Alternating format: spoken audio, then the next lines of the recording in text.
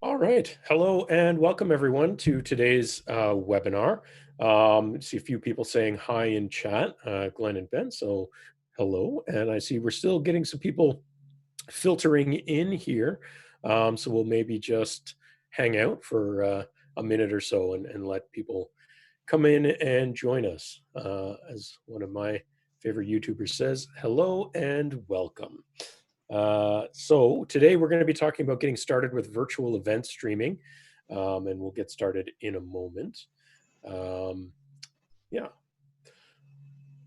see some other people saying hi in chat. So again, we'll just wait a minute, everyone, until get a few more people coming in. I can see the viewer number keeps ticking up a little higher here. All right. Jim from Denver, Colorado. Hello, Jim. Richard from Aberdeen. All right. All right. Getting a lot of people from all over the world in these webinars. It's actually been pretty Great. fantastic. So really appreciate everyone joining us. Little introductions while we wait for some people. My name is George Herbert. I'm the manager of the tech support group here at Epiphan. And joining us today is, well, introduce yourself, I guess. I'm Dave Kirk, and I head up the marketing group here at Epiphan. Yeah, so between the two of us, we interact with a lot of our customers, maybe in different ways, but a lot of our customers that are specific to today's subject. So we kind of have two different perspectives on some of these things to share with you guys, and yeah, so we're pretty excited to do that. So again, I'm just going to wait another 30, 45 seconds before we get rolling here, since I still see those numbers coming and going here. I see John saying hi from Ireland. Again, lots of people from all over the place. This is awesome. That's great. Yeah. All right. Okay, so I think maybe we'll get started here. So producer guy, Cameron, maybe if we can jump over to our slides and we'll get started. So as I mentioned, today's webinar, we're going to be discussing getting started with virtual event streaming. There's a lot to unpack here. So we're going to kind of go through a variety of different steps to highlight certain things you want to consider, both from an equipment and theoretical and platform choices, and all of those different pieces. As already mentioned, my name is George, and Dave's joining us as well. And we're going to be your guides through all of this. Again, see lots of people saying hi. Getting people from Portugal, again from Germany, from Finland, Cleveland, Ohio. This is great. Love seeing it. So our agenda today, going to kind of go through first one of equipment. The second one, we'll look at delivery options, and that's how do we actually get our content where we want it to be. So that can be a pretty important one. And then we'll cover some different virtual event streaming setups. You know, how complicated do we want this to be? Do you want just a single person doing it the way I did our webinar yesterday? Or do you want to have multiple hosts the way Dave and I are doing it right now? Yeah. Or are you looking at the really top end where you want as near to a virtual in-person conference as you can possibly get? And all the considerations there. Fourth, we're looking at producing the event and practical tips on things to consider, things to watch out for, and some suggestions. And then finally, of course, we would definitely not do this without looking at your questions. So throw your questions into chat if you want. There is also an Ask a Question Q&A box in Crowdcast. Feel free to ask your questions there as well. There is upvotes and downvotes, but I would encourage only upvotes on those questions. So if you look at the questions, you see one that you're thinking of asking and someone has already asked it, or it's an answer you're really interested in, use the upvote tool. It's just like Reddit up and down arrows, very simple. And promote those questions essentially, and we'll get to those. We may pause throughout here to address some of them, but we'll probably hold most of them until the end. But please ask all the questions you have, and we will get to them as we can. All right. So first up, Equipment. This is always an interesting one. So let's take a look at some of the quick overview of some of the basic equipment, I would say, to really do this. First consideration would be cameras. And actually, funny enough, Dave and I are using two different camera styles, and we'll kind of go deeper into this for this setup right now, just to give you a sense of some different avenues you can go. So why don't we expand on that a little bit, Dave, in terms of cameras? Yes, so just about any camera can be used, but often people are at the beginning they're usually starting with something like a webcam, and that's a super simple way to get started. I think that's what you're using now, George. And then there are other choices. You can bring in kind of a traditional SLR, DLSR if you have it, or if you want to bring in a video cam, like a handy cam, something like that. Sometimes that gives just a little bit better image, not always, but it allows you to put different lenses on it if it's got interchangeable lenses. So there's a whole wide range of options you can start with. I happen to be using just a Panasonic kind of handy cam style camera that I'm bringing into my laptop. I've used webcams. They all work. It's just a matter of preference, really. Yeah, and as we go through this, we'll talk more about some of the considerations as to why you might want to choose one versus the other, uh, depending on environmental variables and so on. The next one would be audio, and this is a pretty big one.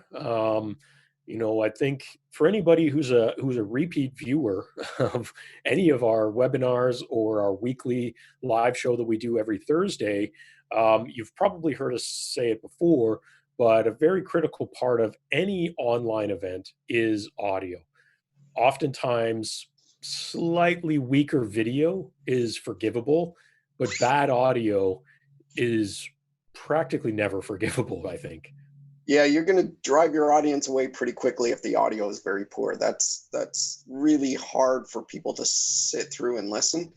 So that's going to be the first thing. If there's something that kind of pushes them away from your content, that's going to be the first one is the audio. So you want to spend some time and get something decent and make sure that it's clear. There's not all kinds of reflections and things, and just so people aren't listening to, you know, either distorted audio or audio that's just reverberating everywhere. It's really difficult to listen to. Absolutely. And again, Dave and I have two different setups that maybe we'll discuss in detail later on when we get to that. Yeah. But in general, I'm using a higher quality microphone, but not really doing any acoustic treatment. Dave's kind of gone the opposite way of using kind of what's built in, but going with acoustic treatment, I think. Yeah. So the other one that's probably overall the most important thing to really consider, and this goes for any live streaming or participating in online anything, that is reliable and fast internet connections. I mean, we're talking about doing things online. If you don't have this, this is your backbone. I mean, if it's weak or it's not good, you're just not going to do it. I mean, there's no two ways about that. If you just don't have decent internet that's reliable, um, y- you need to do something about that. There's not any point in looking at any of these options if you don't start with having a solid backbone, really. Yeah, you definitely need a decent connection, and decent can be a subjective thing, but it really is going to depend on what you're trying to do. Later we'll talk about when you want to bring in remote guests or have multiple hosts the way we are, you'll need even more bandwidth and a more secure connection to pull off those kind of things. So a basic connection is an absolute must, and then trying to figure out what resolution can you stream live at, and those kind of things is all going to relate back to how much bandwidth do you have reliably on that connection. And it can't be bandwidth that's kind of there sometimes and not there sometimes. Unfortunately, when you're streaming live video, it needs to be there all the time. So you can't do a quick speed test and go, oh great, I got 30 meg up, I'm good. You need to make sure that's a consistent number that you're targeting. And so Right. it takes a little time to kind of understand what your connection is, but it's well worth the time to be certain of what you've got, and then you can tune your setup to match what you have available. So it's you need a good connection. It doesn't have to be huge. You just have to work within what you've got.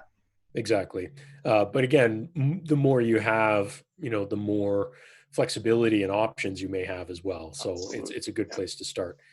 The other things to really consider are maybe the additional accessories that are not really mandatory, but can definitely enhance the experience overall. So that could be lighting. For me, I'm using actually, I recently changed my lighting setup to get much more evenly lit where I'm sitting in my home office. And just positioning things and making sure things sure set up correctly, making sure cameras are set on tripods if you're using cameras that are designed for that, so that they're stable and fixed and at the right heights and all those sorts of things. The last thing you ever want to have is bad angles. You always want to shoot your good side. Yeah. So these are not necessarily mandatories, but they're definitely things that really enhance and increase the overall quality of the final content. So they're definitely things to consider. Yeah, the fewer distractions you have for your listener that isn't your content itself, the better. So, Yeah. good quality audio. If they don't notice your audio, that means it's good. If they're noticing things in the audio, that generally means they're noticing something bad. Similarly, visually, if you've got a pleasing lighting and a decent camera angle, they're going to forget about all of that and they're going to focus on what you're saying and how you're interacting with them and not be bothered with the fact that maybe your lighting is horrible or your audio is terrible. If you take care of those things, then people can really focus on the content of what you're trying to deliver, and that's the goal, right? You want to get your Exactly. point across. You don't want them constantly thinking about, why didn't this guy get a better camera, or why didn't this guy use some lighting? So it makes it look a little more professional, takes the viewer's attention away from the production, and they can focus on the content. Right. Just want to remind people we do have polls that we'll be putting up in Crowdcast as well. There's a couple up there now. First poll is asking, how much experience do you have hosting virtual events? Please weigh in on that. Really interested to see where everyone's at. And then we just put up another one here as well. That are you planning on hosting a virtual event in the near future if you haven't done so already? So please weigh in on those two polls, and we'll put some more up throughout this webinar as well. No reason other than we want to gauge where people are at, and that'll help everyone else who's viewing this webinar to understand what people are doing and hopefully sharing and figuring out how we can all do these things. So one of the next pieces, if we've looked at various equipment pieces, we've looked at how we want to hopefully create our look and our feel of our content, is how to deliver that content. Right. So this is a big choice too.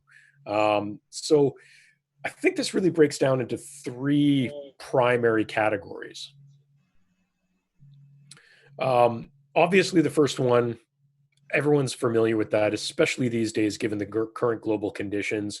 This is, I think, what everyone knows, whether it's Zoom, WebEx, Skype, Microsoft Teams, Google Chat, Hangouts, GoToMeeting, whatever. Yeah. FaceTime, Tons of them.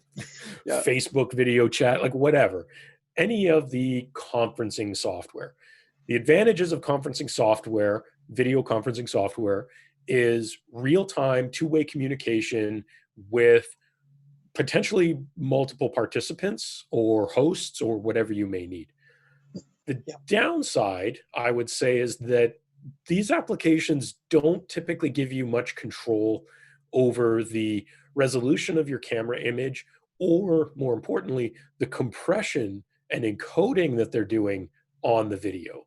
So again, this can suffer pretty badly if you have a weak internet connection, because they automatically adjust the compression based on bandwidth detection.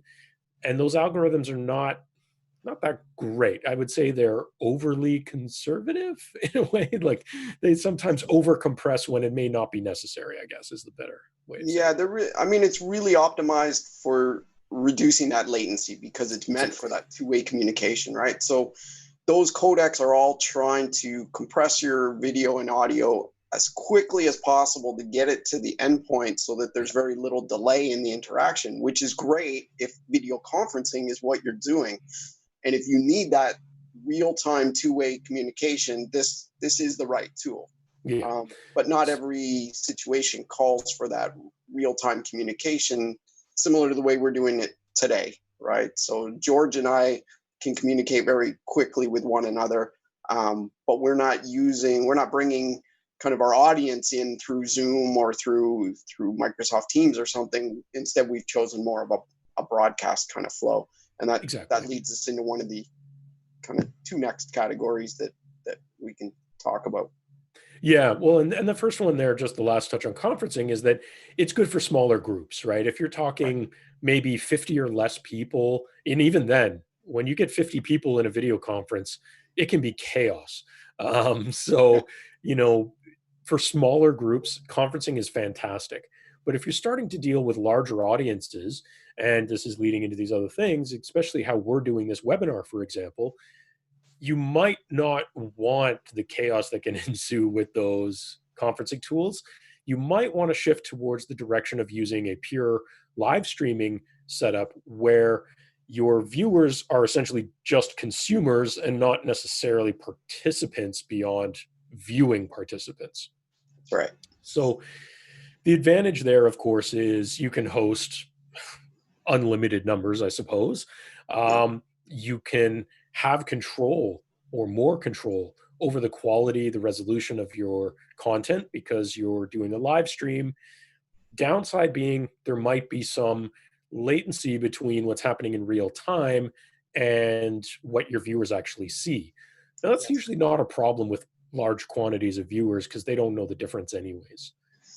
Yeah, and as long as that interaction with your audience does not have to be truly interactive, and by that I mean, you know, if I pose a question and I expect someone to respond within a second or two because we're having a conversation, then that's that real-time communication that conferencing software gives you. But if you don't need that, and you know, 20 seconds of delay or whatever is going out to your audience, that's fine. If their response is in a chat to ask a question that you're going to address it, in our case, at the end of the webinar or throughout the webinar, that's a perfectly acceptable delay for that kind of interaction because it doesn't need to be immediate. It doesn't need to be real time. And with the live streaming platforms, you do have, as George said, more control over your settings. And the codecs there are not optimized for that delay. And that's why you have that latency. But what you gain through that latency is codecs which are going to treat your audio much better, treat your video much better. All of the codecs for the conferencing software are really assuming all you're doing is human voice. And they work very well for that. But as soon as you introduce other sound, like either playing media clips or performing music or something like that, it's not going to sound good through conferencing software. And that's where something like a CDN or a live streaming platform has a big advantage in quality over something like Zoom or For sure. Yeah, if you were trying to, you know, live stream an orchestra performance or something, doing that in conferencing software is not going to sound good. You're going to be losing probably 3/4 of the orchestra just it's squelched out just due to the noise reductions that the software tries to automatically do. Whereas on streaming, you could pull in all kinds of different sounds and it sound good. The other thing to look at here is that, you know, there's a lot of free versions that within limitations of conferencing software, there's also free platforms for doing live streaming. YouTube, Facebook, they're great examples of, you know, free live streaming platforms that anyone can use with no real limitations to them, aside from the fact that they don't have a ton of features. And so that's where we might start wanting to look at virtual event platforms. They're very specialized, specific platforms. They're not free. You do have to pay for them. But they offer a lot of advantages and actually sometimes can essentially become a hybrid of our first two categories here, where sometimes you can do it just in a web browser, even have a guest come in from their own web browser somewhere else, just like you might in a conference tool, but you're doing it in a live stream way. And it has all these other tools for interaction, customization, registration forms, getting all the lead generation you might need out of it if it's important for your marketing efforts. And of course, to highlight that fact, we're using Crowdcast for our series of webinars that we've been doing over the past few weeks. And, you know, the polling, the Q&A, the chat, all these different pieces that Crowdcast has natively built in. You don't really see those on the more social media oriented ones in quite the same way, or at all in some cases. So, getting that little extra from a platform like a Crowdcast, if those are the tools you need, is something to consider. You could Yeah, also look at hybrids of these combinations where sure. some conferencing software can do a parallel live stream to YouTube. That's something you can Right. do to expand your audience while still using the smaller group mentality of conferencing. Yeah. Yeah. I So would say when one of the other advantages, if we just go back 1 second, to the platforms over something like YouTube and Facebook, is if you're looking to embed this content somewhere, like in your website. So if you're looking to do something corporately, or you want something that's branded as you, we're not doing that today on Crowdcast. We're using Crowdcast kind of UI for this, but we could have chosen to embed that directly on the Epiphan website. So, YouTube and Facebook have their features and capabilities, things like Crowdcast, bring in the polling and stuff, but they also have more advanced features. If you want to really embed the content and customize it and brand it the way you want, you can really go a long way to creating something very slick if that's what you're after. So those guys offer a lot of customization and kind of a way to take it to the next level if that's what you're looking for. Yeah, exactly. And I would say, one of the easiest ways to think about this is that customization isn't free. If your price to do this is zero, the corners you're going to have to cut. Probably the very first one is customization. So here's sort of a quick checklist on choosing your delivery method. To really think about how do you make these choices. So as we've said, is real-time interaction among the speakers and the audience, both the speakers and the audience, is that crucial to you? If the answer is yes, then using conferencing like a Zoom or a WebEx or a Skype is obvious. If no, then I think you're going to be better served choosing live streaming, but you could do conferencing as well. But if you want more control, again, that leads into the second one. Do you need the highest quality of audio and video? Then immediately you're jumping to a live streaming platform with some sort of good quality video encoder, and we'll touch on those more later. That's pretty much an immediate jump if that's important to you. Do you need advanced production tools, including titling, like you've seen a little bit during this webinar with lower thirds and titling coming in and out, overlays, various different switching and mixing layouts, pre-recorded clips played back? If any of those are yes, you probably want to be looking at a live streaming platform with a good quality video encoder again. So you're probably seeing the trend here. As you get fancier in your production, you're leaning much more towards the live streaming and using a good quality encoding method to do that. The last one is, are you expecting more than 10,000 attendees? I mean, that's a big number. That is a very big number. But if you are yes to this, it's live streaming. Because let's take Zoom as an example.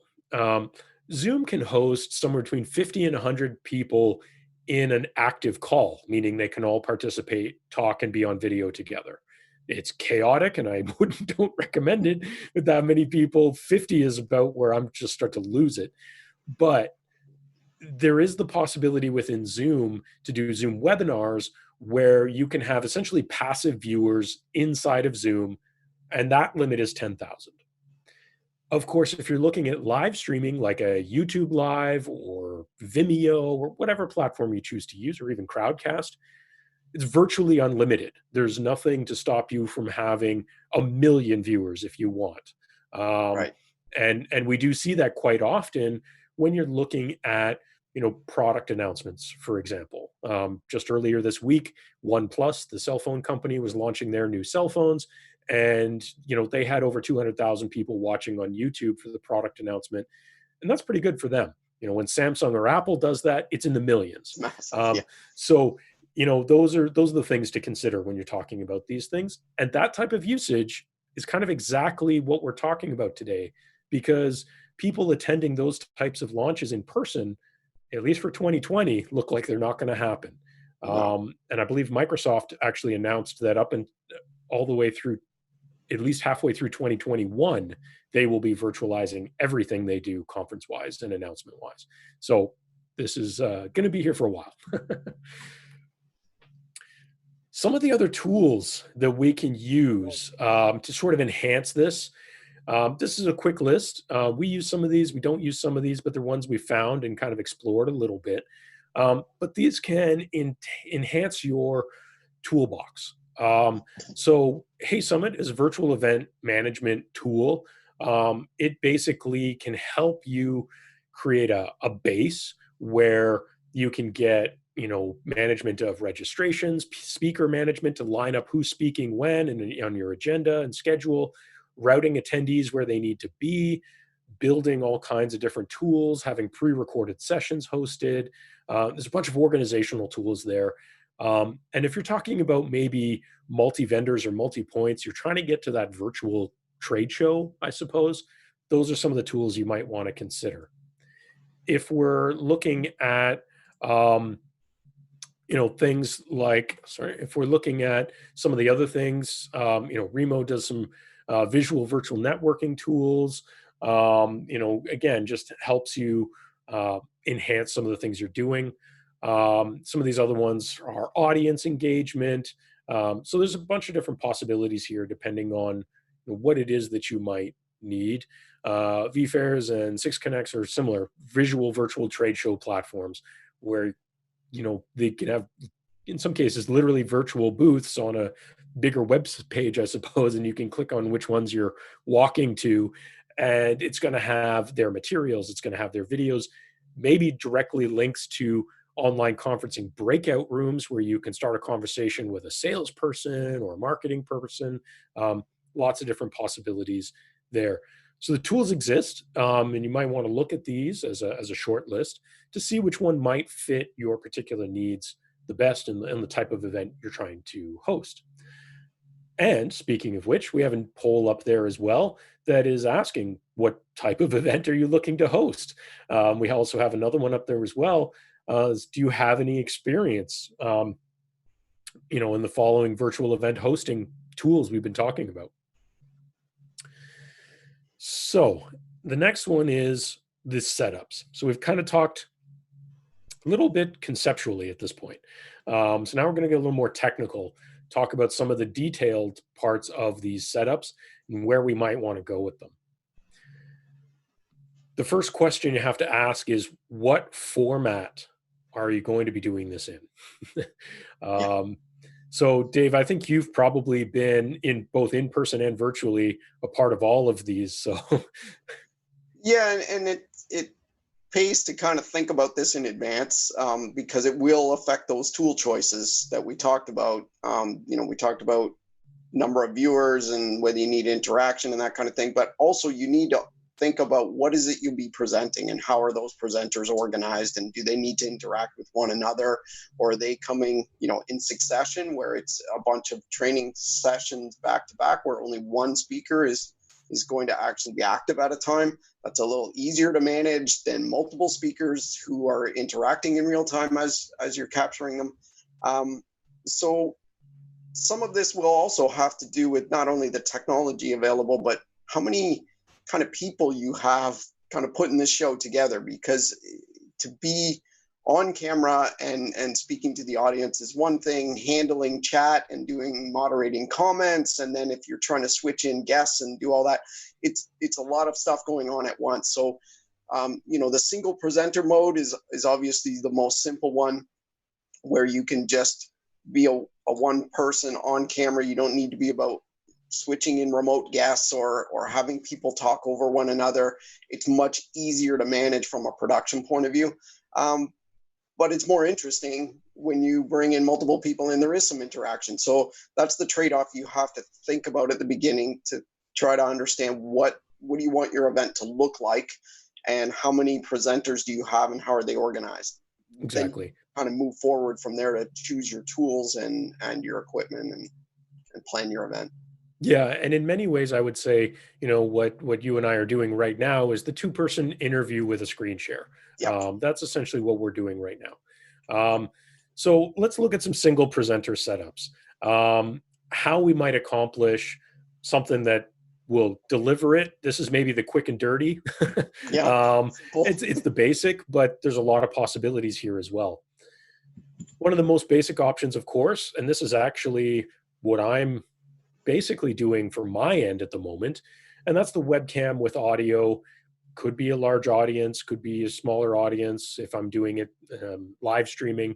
Um, and I'm going to end up with a little bit of delay. And this is very applicable to what I'm doing right now for Crowdcast. I can see your chat, I can see your questions coming in. Doing it solo is not easy to manage, but it's possible. And I'm doing it in a very minimal, compact way. I don't have a huge fancy setup. I don't have to be in a studio. I just have my webcam, Logitech C920. I have a pretty good audio, which again, still super important, even the most basic setups. I use a Blue Yeti microphone that's on an arm in front of me. You can just kind of see the top of my pop filter there in the frame. That's easy. You can live stream through certain platforms like YouTube or even Crowdcast directly in a web browser this way. But you may not have the presentation share in that most basic setup. That's where you kind of go to step 2. Might still use the webcam, the audio, but I need a screen share. This is where we might make different choices. And chances are, if we're enhancing our content, we're probably also expecting to have different levels of interaction, potentially more attendees. So if we're here where we're going to do a screen share as well, we need the interaction and we need more attendees, we could use Zoom or Google Hangouts or Skype for Business or similar, and then either go from one of those to a streaming platform or using interactivity tools like Crowdcast has natively built in. And again, we can do Crowdcast straight in a browser if we need to. So these are some of the basics. And again, just considering what type of content are we trying to present here, and how deep are we trying to go, and what tools do you have on hand? I think the next one is kind of, in a way, more somewhat similar to what you're doing on your end, Dave.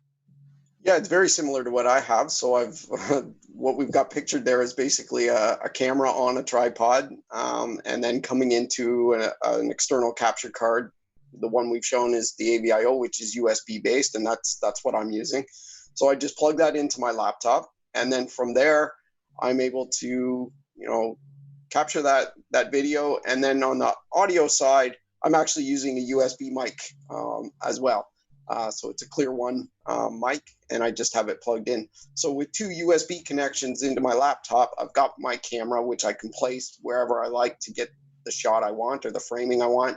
And then I can have my microphone nice and close. I don't like the camera right up in my face, so I prefer to push that back. And then, but because I don't have my microphone tied to my camera, which is an option, you can bring audio through your camera and then through your capture device. But I've separated the two so that I can have the microphone much closer to me and still have the camera a little further away. So that's always my preference, is to split those two up and then bring them in separately into the laptop. Exactly. Yeah.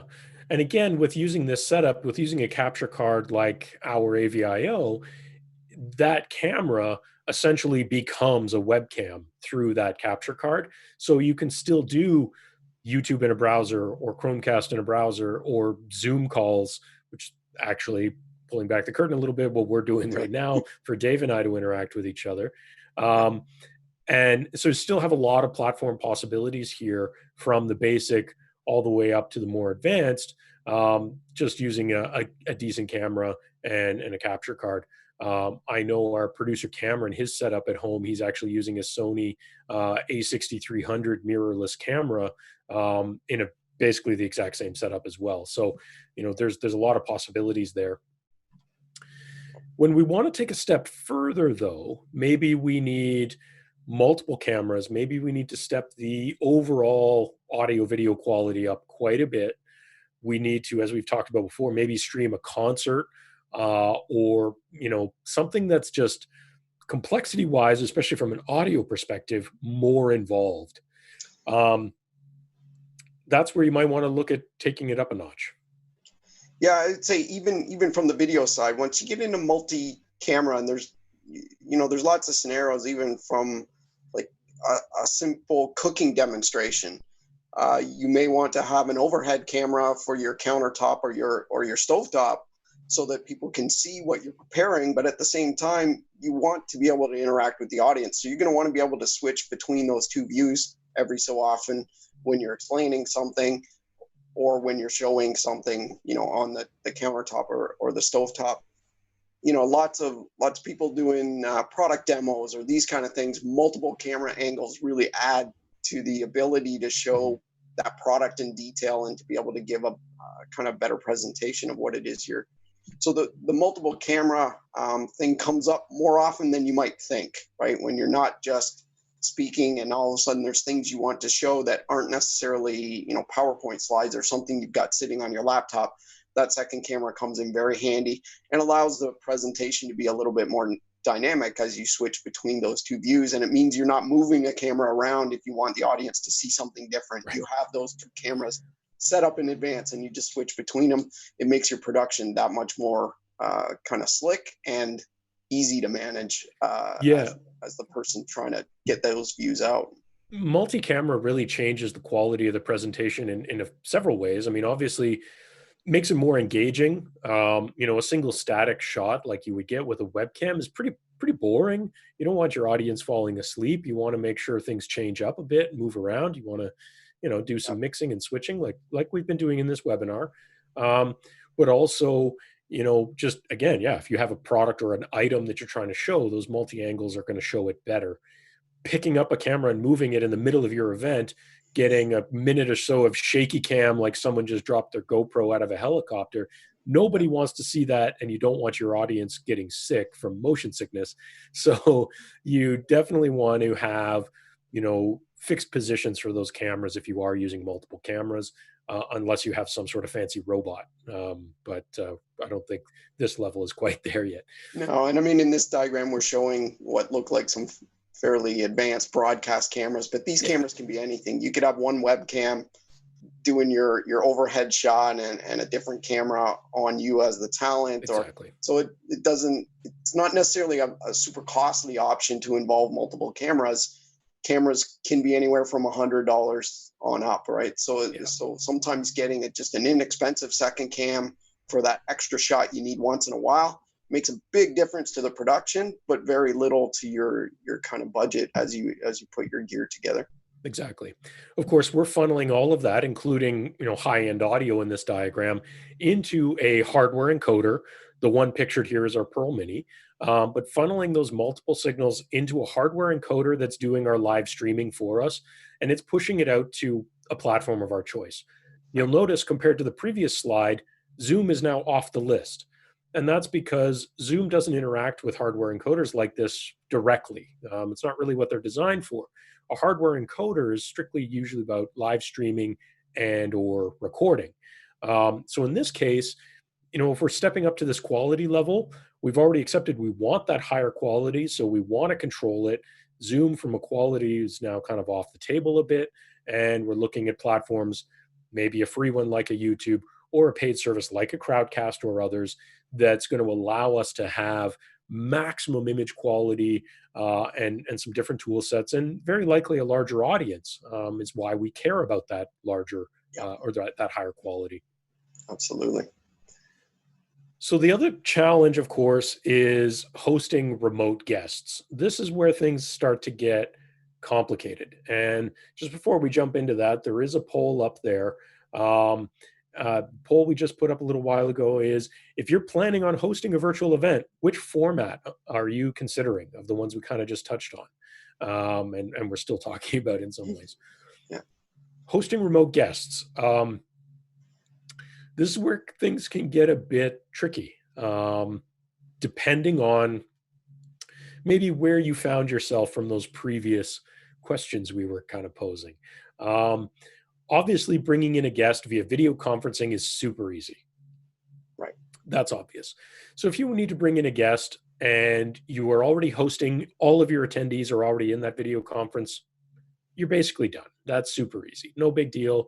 Um, you can invite attendees in a view only mode, or have some of the conferencing tools have the option to stream out to YouTube and other platforms.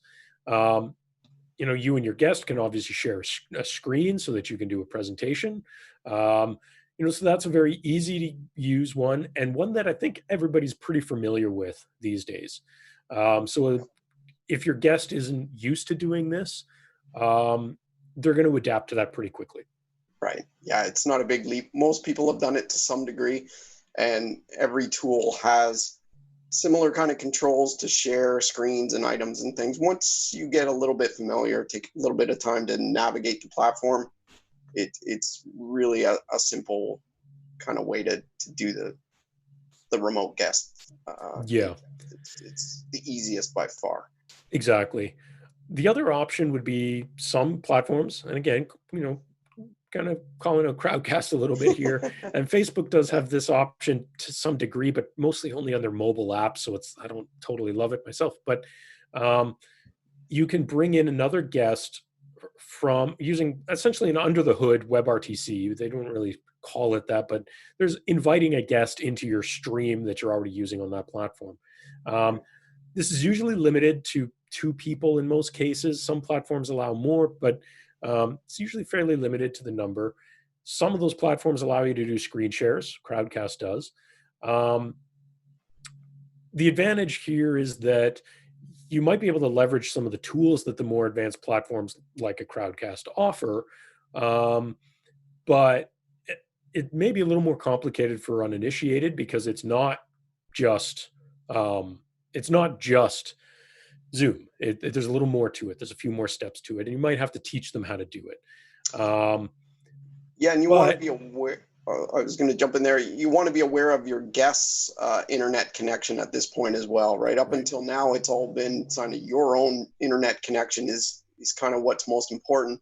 As soon as you start bringing in that remote guest and you're doing it in something that's not conferencing software, then you need to start being aware of what kind of connection your guest is going to have so that you can bring them in good quality, both audio and video. So there's the one extra kind of thing to think about as you bring in more people to your broadcast.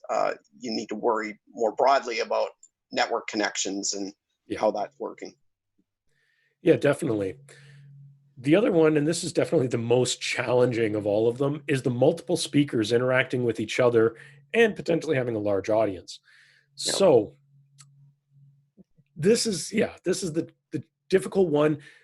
And funny enough, this is probably the one that most people want to actually attempt to do because it seems like it's the best, but it's also the most challenging to pull off. So your main option would be video conferencing software for this. And the reason for that is, and this is somewhat relevant to John had a question in there asking about doing essentially multi-point setup around the world for one, in his case, a music show. So it's kind of this, kind of not, but but video conferencing will allow you to have those multiple points, however many that may be. With Zoom Webinar, for example, you could then also stream it out to YouTube to have a large number of, non-participant viewers. So that's a pretty straightforward one. The switching can be automatic, but that's not always great because it's based on who's talking. They don't know, the software doesn't know the difference between someone actually talking and someone banging their desk, right? So auto switching isn't great. If you do it manually, that can be good, but you probably want help with that because anyone participating in the presentation is probably not going to have the awareness or just capability of doing that switching at the same time they're playing host and presenter. You probably need someone else in a producer role whose job it is to produce the show. Yeah, so it makes it a lot better and a lot simpler on the talent. You can focus on the things you need to deliver, and let someone else worry about switching and letting the guest know when they're going to be switched in and all this kind of stuff. Worrying about that while you're trying to actually deliver the webinar is probably too much for the average guy, for sure. And when you're doing these things in person, you would have a video production team doing all of that for you. Absolutely. Just because it's doing it remotely now doesn't really take away that role in terms of someone needs to be outside of the content doing that control, so that they're focused on only that and the presenters are focused on only presenting. So again, conferencing tools can be good for this, but coming specifically to John's question here, which was, he was asked to do a music show for a charity. Performers are in various locations around the world, and what setup would we recommend? And honestly, John, that is probably the most difficult one, because it's a little bit of this that we've been saying, that you could use conferencing to get the multi-point part easy. The downside is, as we touched on earlier, conferencing software is not great for that type of content because of its limited audio capabilities. You can use a good microphone like I am, or even use external audio devices to bring the instruments into a computer and into conferencing software. That's not hard.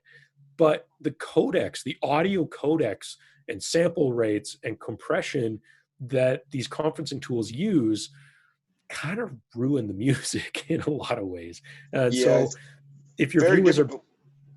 Go ahead, Dave. I was going to say, it's very difficult to do music in any of the conferencing applications. And we talked earlier about audio being so important, not only when you're speaking, but especially if it's music. People tune in, and the music is the most important thing if it's a musical performance. So that is a very difficult situation. You need to get the music content, the audio content at the very least, from the performer using something other than the conferencing tool, and then be able to mix that in. And then you can use a conferencing tool to reach out to the audience and that kind of thing. But you really need another path to acquire that audio feed from the performer. And that's a pretty advanced setup. If you want, we won't cover it here today because this is kind of more basic setups, but if you want, you can contact us and we can kind of talk you through how we do those kind of things. But it's pretty advanced if you need the quality that music is going to require to get that ingest in. Yeah, I mean, I that's kind of the ultimate hurdle, and it's one of the reasons why you're still seeing, even right now, given conditions in many places of lockdowns and things like that, where many larger multi-piece bands that are still trying to do live streams, they're still getting the band members into one location. Whether they're allowed to do that or not is a different question, but the reason they're doing that is because ultimately then they can just take the master audio from that normal live event and stream it, and they don't have to worry about this multi-point thing. So yeah, that's kind of the ultimate hurdle with all of this, I think. The other way is a single host and multiple presenters in succession. So this is a modification of that, in the sense that you want your viewers to be view only. You don't want them participating. You also don't want people necessarily coming and going at the wrong times if you have multiple presenters. So the part of that is scheduling. So yeah, you're inviting people to join, making sure that your producer is admitting or not admitting people into a conferencing room is important. So don't leave it open. Make sure that you have a waiting room so you can only admit the people who should be there at any given time. So there's some tools there you can use. Of course, you can also stream that and so on. There are some. Here, I would say here, inserting little media clips and things sometimes is a handy way to get you a smooth transition from one guest to the next, because as you're queuing these remote guests up in sequence, that can be a tricky thing to have somebody ready just as the other person's finishing. But if you plan your event so that you have some pre-recorded content that you finish off with one guest before you bring the next one in, it gives your producer a couple minutes that they can kind of arrange everything and make sure everything's set before that new guest goes live. Yeah. So some of that planning can help kind of reduce the stress on the producer and make for a show that's more likely, to not have those kind of hiccups where you bring in a brand new guest and either they're not ready or the setup you had is somehow not ready. So Exactly. sometimes just planning, if you've got them in succession, that's great because you're only dealing with one at a time, but just be mindful of that switchover period.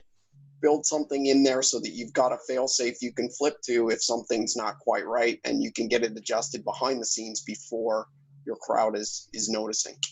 And that's where you might want to look at more advanced things like using broadcasting software that has some of these tie-ins to conferencing tools. So vMix is an example of this. I believe Wirecast has one as well. They usually have an option to get into Skype. Um, so one of the things you can do here is if you're operating vMix, obviously, your producer or whoever is running vMix, um, vMix is not cheap software, and it needs a pretty good computer to run it well. So, your costs there are not small. Um, but with that tie into something like Skype, you can bring in your remote guests as you need them. You don't have to worry about people accidentally coming in. And if you do need buffer time to connect to the next call, vMix as a full production switching software, you could cut over to a looped video or a clip package you've created or just a standby screen or whatever your heart desires. Essentially, you can dress up that production to have these extra tools in there. Video encoders can do something kind of similar, and that's kind of exactly what we're doing right now. Yeah. Where it may not plug directly into the encoder, but there's some other ways of accomplishing that with a few pieces of kit and then doing a live stream. Right. So the advanced virtual event production side is where we really, I think ultimately when people envision what they want to do, this is what they're thinking of. The question is, often, can they actually achieve it is a kind of different part of the equation. But some of the more advanced things people usually want to look at is inserting pre-recorded segments, using images and branding, intros and outros, countdown screens, titles, lower thirds, and overlays from all these different tools. Sometimes this is a mix of different tools. There's probably not one single thing that's going to accomplish all of these. You probably need a collection of different pieces. We certainly are using that right now for this webinar and all the other ones we've been doing. But the tools that we're using allow us to actually accomplish all of these pieces. So, our titles, we happen to use NewBlue FX Titler. That's feeding into our hardware encoder, which is also taking video from the Zoom conference call that Dave and I are on. And then ultimately that encoder, our Pearl 2, is sitting in a location with a ton of bandwidth as a backbone and streaming out to Crowdcast to all of you wonderful people watching us. So multiple tools, and it sounds complicated, but it actually really isn't. Once you get kind of your head around it, it's actually pretty sensible and logical. Yeah, as long as you're not trying to do it all yourself. It does take a couple people to pull something like that together. Yeah. But if you've got a couple people who are willing to help out with the production, then once you've got the tools set up, it's fairly straightforward. Exactly. So once you have these professional tools, you're getting high quality video and audio. You're getting, the capture of different video sources. Maybe they're cameras, maybe they're computer screens, maybe they're specialized equipment. But you have more flexibility in the type of content, video content you can bring in. You can stream to multiple destinations, sometimes even multiple at the same time. You can add the titles and the overlays and all these other pieces, once you're looking at these professional tools. In the case for us, we're using the Pearl 2. We can bring in cameras, we can bring in computers and equipment, we can live stream and record simultaneously so that if something happens to the live stream, at least we can record it so that we could post it as a VOD later. And we could even stream to multiple platforms, which we're actually doing right now as well. Although everyone is watching us on Crowdcast, we are actually streaming to a hidden location in parallel at the same time. So, there's some good advantages once you step up into that professional level of gear. And the professional level of gear is generally about video encoders, be they software or hardware. These are professional level products. Um, Software encoders, they have their pros and cons. As someone was saying in chat, the cost of vMix call is not cheap. That's true.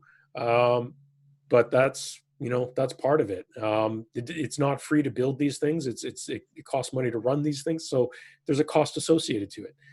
Software encoders, they're going to leverage your existing computer. So big thing to consider there is your computer any good? If you're using a $300 laptop you bought from Walmart, it's not. Simply put, you're going to need something pretty powerful and pretty good, and that isn't, bogged down with years of bloated software that's just dragging. You need something that's running well and is fine-tuned and is doing good. Yeah, ideally you want one that you can dedicate to that task, right? So that you're not using it for something else the night before you're going live and you're loading other software on it or whatever. Ideally, you have a laptop that's dedicated so that you know exactly what's loaded on it, and it's not changing between the time you did your test and the time you're going live the next day or whatever. So it's having a dedicated machine is obviously much more expensive, but it gets you that extra kind of peace of mind to know that your gear is is ready to go and hasn't changed since the last time you did a production, and you're not using it for all your other daily tasks. It's dedicated and it's only running that software. Exactly. Of course, in any of these softwares, we have the logos here for OBS. For people who aren't familiar with it, OBS is a free open source version of essentially what the other three are. It's not I wouldn't call it an easy to use software, but it can be extremely powerful. Its biggest advantage is that it's free, but it is also open source. So if you have a problem, there's no one to call. But through any of these, whether it's OBS or XSplit or Wirecast or vMix, they can all do pretty similar jobs, with some of them having, like Wirecast and vMix, having the call features, for example. You could also add motion graphics, titling, overlays, clip packages, all these kind of things. But again, as we were just saying, it's relying on your existing computer, which, if it's not up to it, is a risk. It's going to have a higher chance of failure potentially. If you're hanging a bunch of extra equipment off of it, like extra capture cards, extra audio devices, or whatever, creating multiple points of failure, which are not, there's always an element of risk to that. Hopefully everything's running. To the uninitiated, these applications have a fairly steep learning curve. The other day I was trying to mess around with applying a chroma key in OBS for myself, and I hadn't done it in so long, and I'm like, where do I even apply that filter? And it took me quite a while to do it, and then trying to tune it and get it right was just, I gave up. And because I didn't have time to mess with it anymore. Yeah, so I think if you're one of the people that really loves to tinker with things and dig into forums to get answers and that kind of stuff, then this kind of software might be right up your alley. But if that's not you, you might want to consider other choices. Yeah. Of course, the nightmare scenario that everyone always is scared of, and people sometimes think it's not real, but I've seen it happen to people. Maybe a Windows update triggers in the middle of your event and your machine reboots, right? Or you forgot to plug your laptop in and the battery dies in the middle of your event, or whatever the scenario is. That's also a risk when you're doing that. When we move to hardware encoders, dedicated appliances for this job, then you're looking at higher reliability on average. They're specifically designed to do much higher workloads than your average computer is, partly because they're not running any extra overhead and bloated software. They're just doing what they do. So they're optimized for this. So which means they can usually multitask and do more things. They're usually cleaner.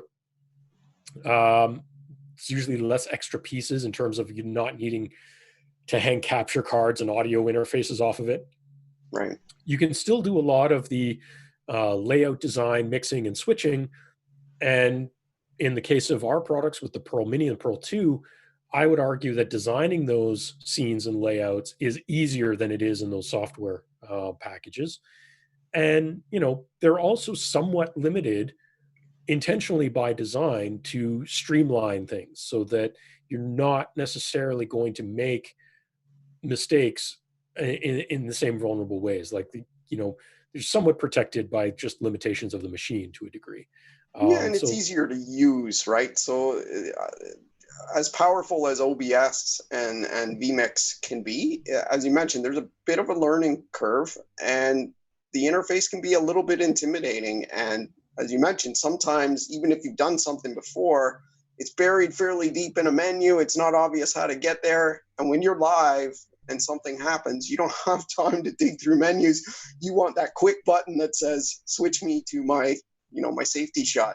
yeah. So that's what you get with the simpler interface of most of the hardware encoders. Is they're designed with that simplicity in mind. They may not be quite as feature rich as some of the software versions, but in the end, it gives you a much more simple thing to operate, and that can be very valuable on a production level, is just to make sure that you know exactly what you're doing with it, and it's very easy to navigate in a pinch when you're kind of under the gun. Another thing that I would mention, of course, and someone was asking, what's the setup that we're doing right now, and if we're using Right. a Perl. Yes, we are using a Perl to run the stream into Crowdcast for you guys, and one of the advantages we have there is that our producer Cameron, who's hiding in the background behind the curtain, is not only behind a curtain in his home, and the Perl is in our office. He's remotely controlling that Perl completely geographically detached from it. So you could place a hardware encoder somewhere where you have a strong connection backbone and then remotely control a lot of it, which can give you big advantages as well. So that's definitely something to consider when you're looking at hardware encoders as well. I mean, you can definitely do remote desktop to a computer that's running some of these softwares, but that's adding additional load and occupying more bandwidth, causing more risk increase in terms of those. So things to keep in mind.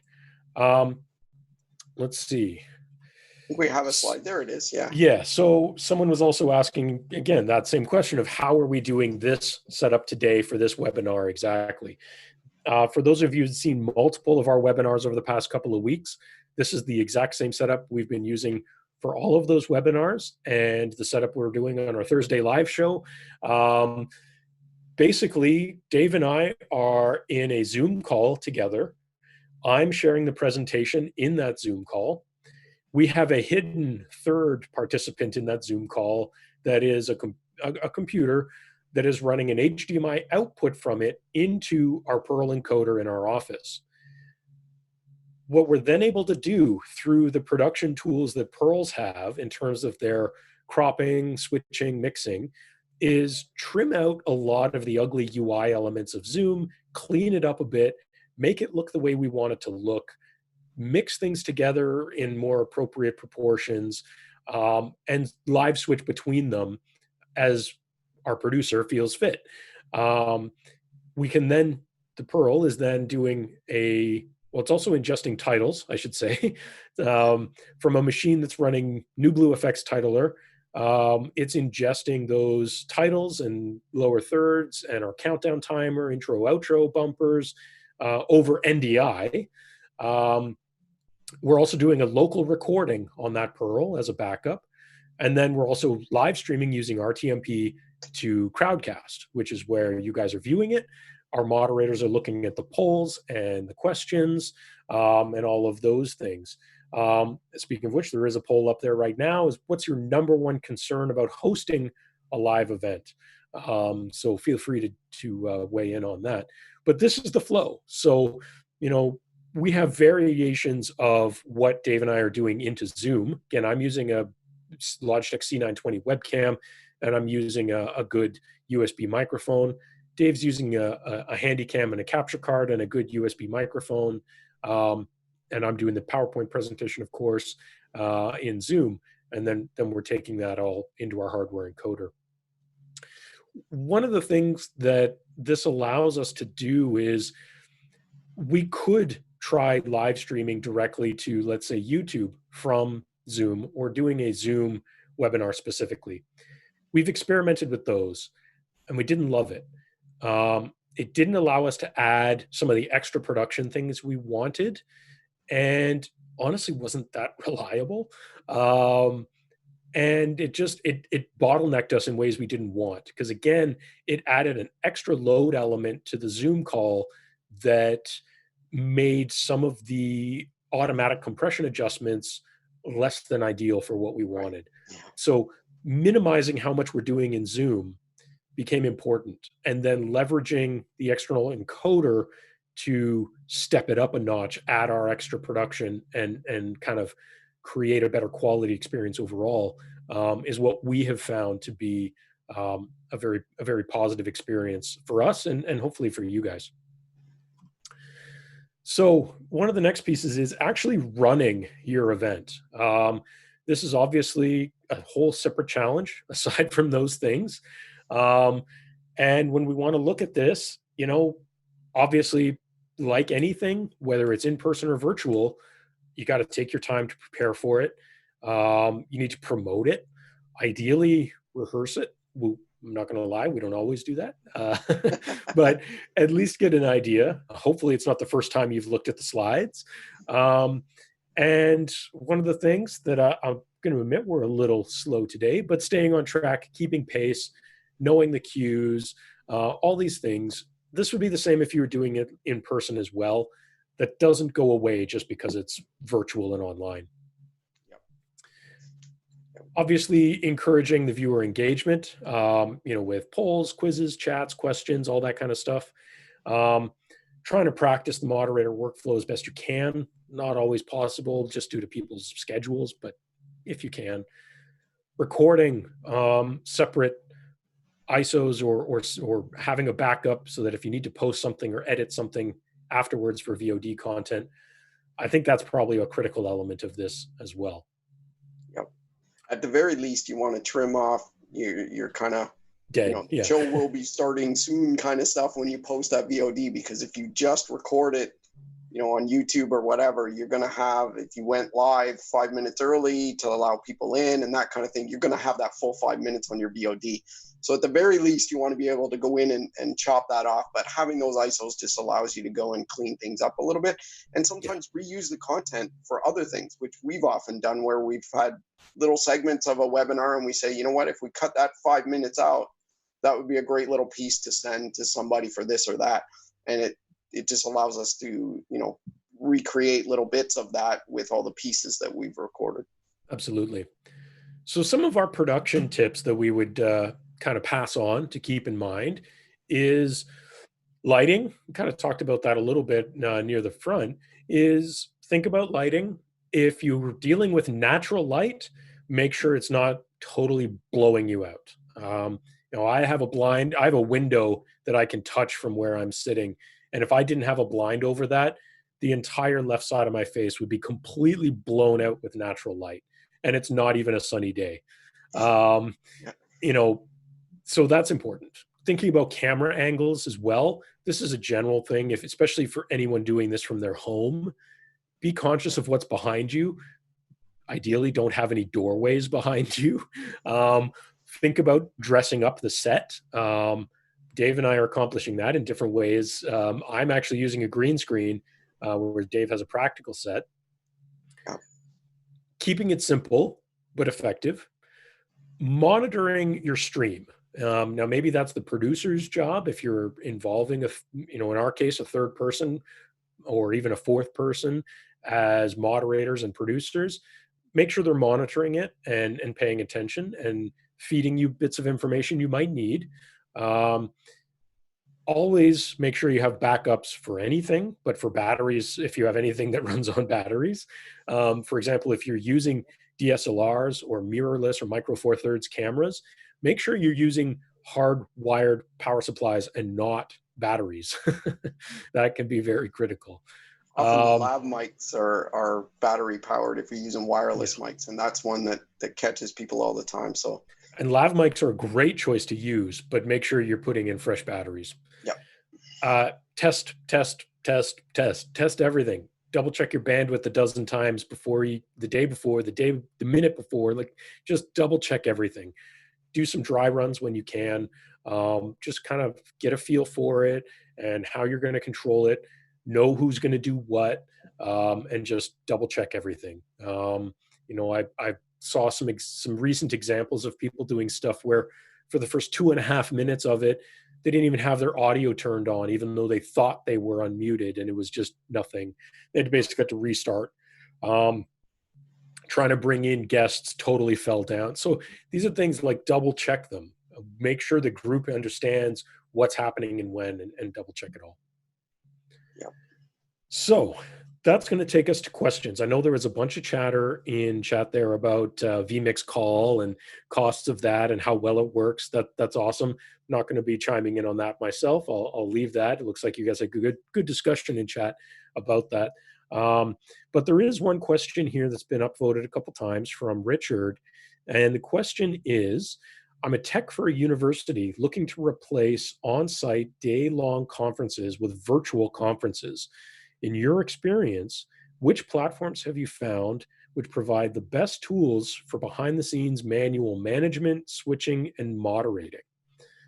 So that's a big question. So maybe I'll throw that at you, David, see what you kind of think about that.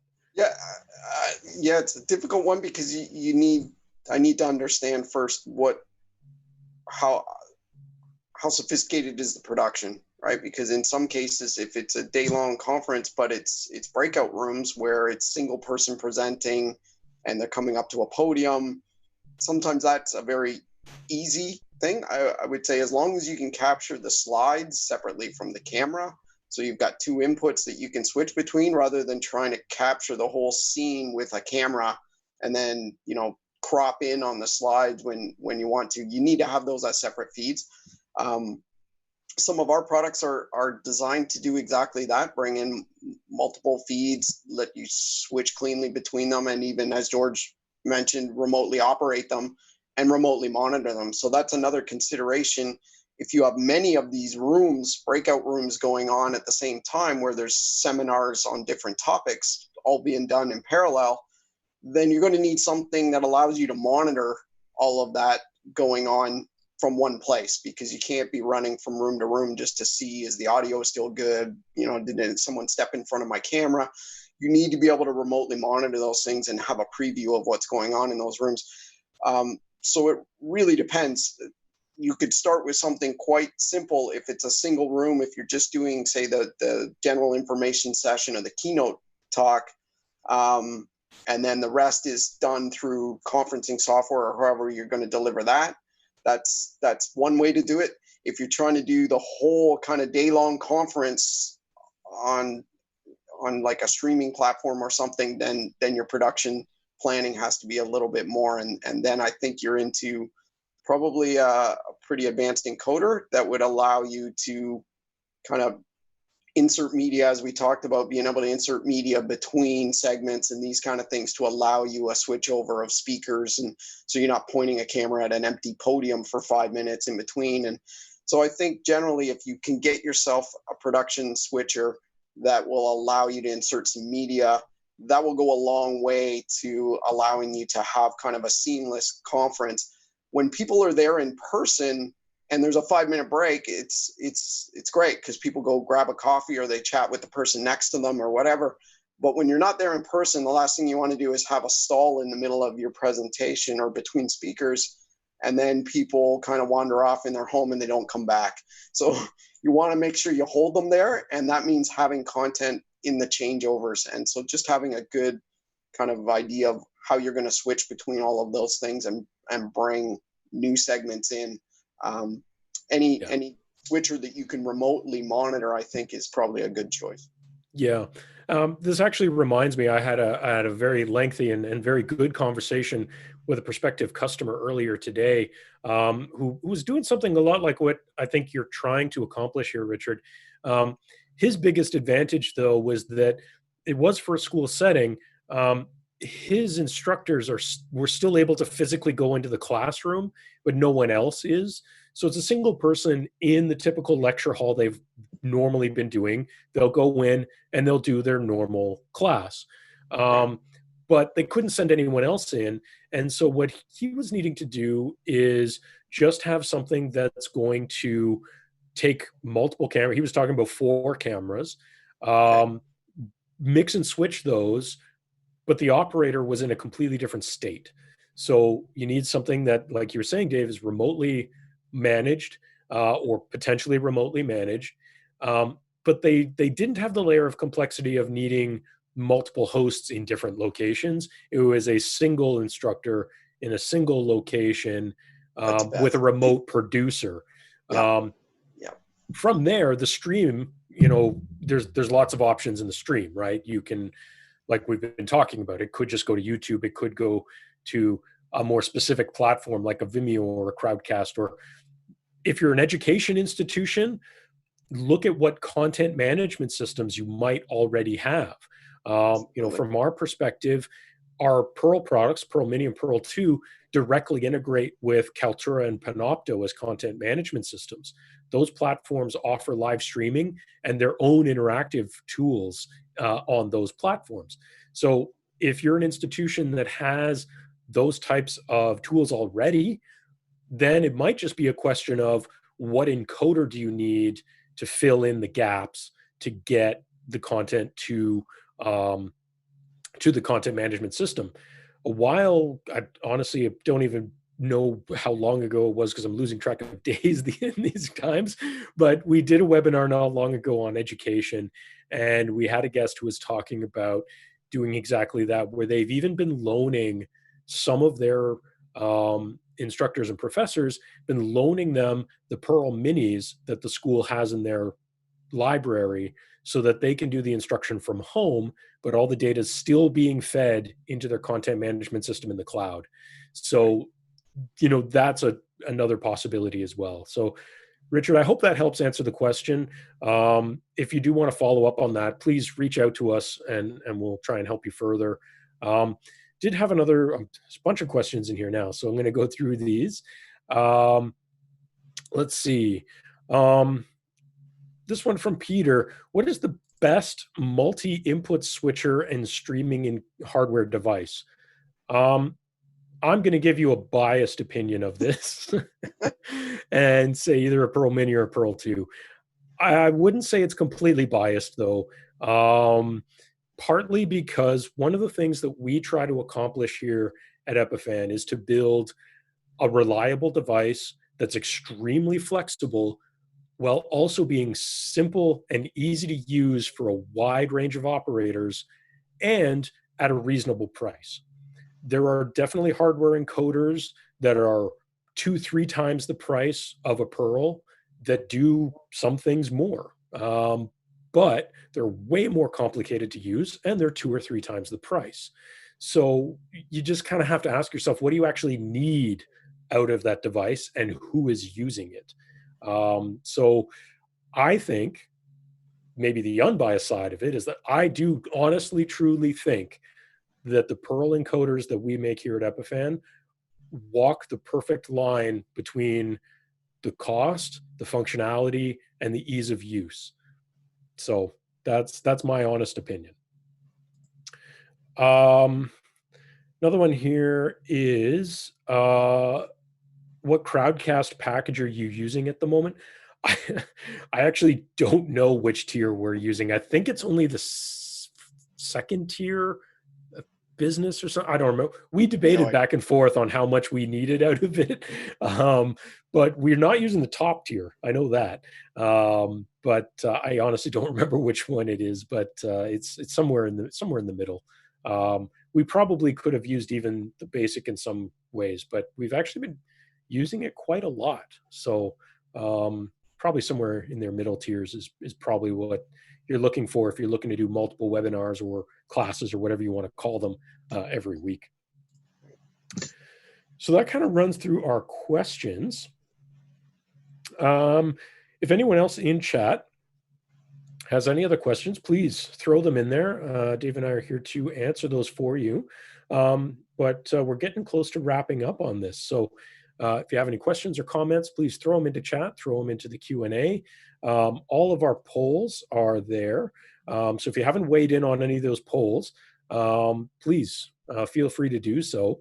Just looking through some of these polls, like the last one we put up was, what is your number one concern about hosting a live event? And the most number of votes on that, 63% of the votes, were lack of live streaming experience / unfamiliar with the tools. And I think definitely you're not alone in that. I think a lot of people are in that position right now, as the current times are difficult and people are trying to learn whole new skill sets and whole new tools to try to adjust for this. I hope that this webinar helped you understand some of these tools, or some of these concepts at least, to kind of make you feel a little more comfortable.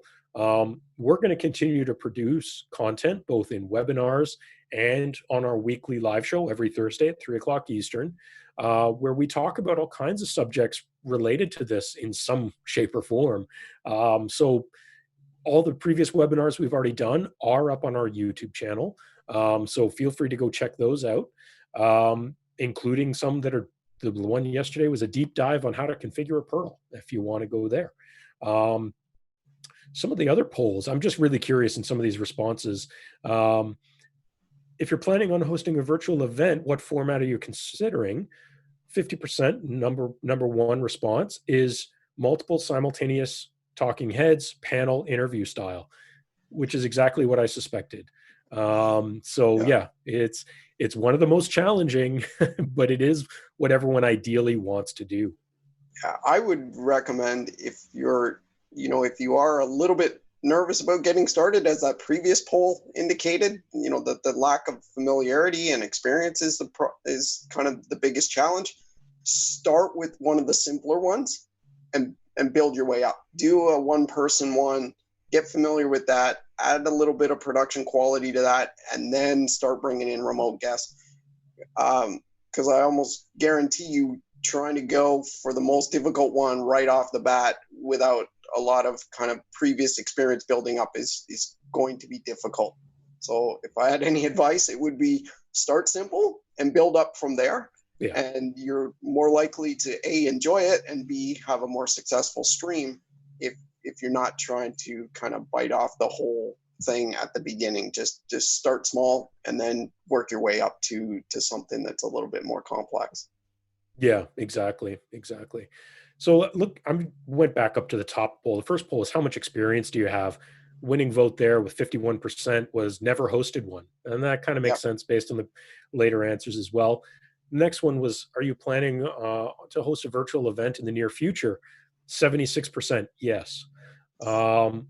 Which type of virtual event are you looking to host? 56% business oriented as opposed to educational or entertainment. Again, I don't think that's a big surprise. This is an interesting one, and I kind of like this result, and you might find this interesting as well, Dave. Do you have any experience with the following virtual event hosting? And there was some of the things we've been talking about: live event platforms, conferencing, so on and so on. This was nearly a perfect even split. 21% live streaming platforms, YouTube, Vimeo. 21% conferencing software, Zoom, Adobe Connect, etc. 26% a combination, and 21% none at all. So this is a very interesting split. It's pretty good results there, guys. So yeah, I appreciate that. I don't see any new questions coming in. So again, really appreciate everyone joining us today. I hope that everyone learned something, or at least feels more confident in trying to go forward in these challenging times to still produce the content that you want to get out there and get done. So thank you all once again for joining us. And just a reminder, we've been putting out a lot of content on YouTube, on Facebook, webinars on Crowdcast. So check out our list of other webinars coming up on our website and sign up for any of those that you want.